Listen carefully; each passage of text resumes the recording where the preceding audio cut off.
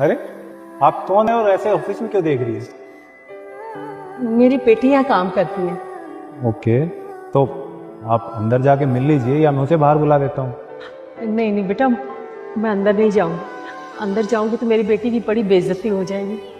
ऐसा कुछ भी नहीं है, कोई आपको जज नहीं करेगा। चलिए आप। नहीं बेटा, मैं अंदर नहीं जाऊँ। अच्छा मेरा एक काम कर दोगे? ये पैसे मेरी बेटी को दे देना और कहना कि तुम्हारी माँ आई थी गाँव से पैसे देने।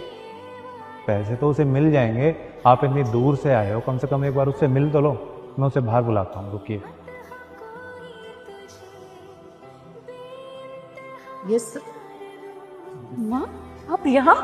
बेटा मैं तो आप मेरी बेइज्जती करवाना चाहती थी जो ऑफिस आ गई आप? नहीं, मैं बस ये पैसे देने आई थी तुझे। मैंने आपसे क्या कहा था कि पैसे अकाउंट में डलवा देना, आपको समझ में नहीं आती है क्या? तू गुस्सा मत कर, मैं अभी चली जाऊंगी। तुझे देखना था सो देख ले ये पैसे ले।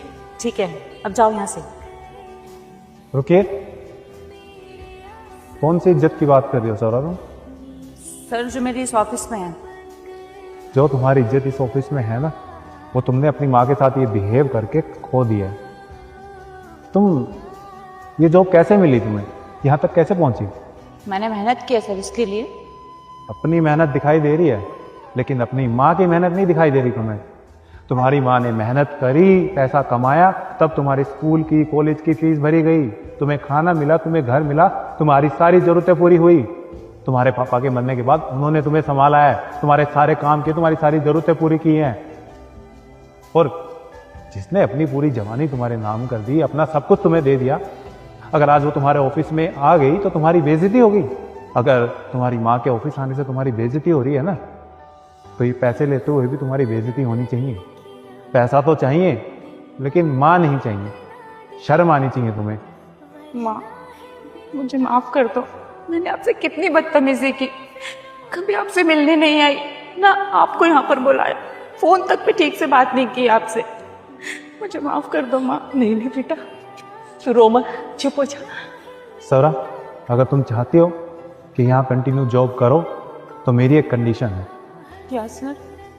तुम्हें अपनी माँ को अपनाना होगा, जैसी है वैसे ही। उन्हें टाइम देना पड़ेगा, उनका सहारा बनना पड़ेगा। सर अगर आप मुझे अब ये जॉब नहीं भी देंगे ना, तो भी मैं अपनी माँ का सहारा बनूंगी। मैं अपनी माँ के लिए वो सब करूंगी जो इन्होंने मेरे लिए किया है।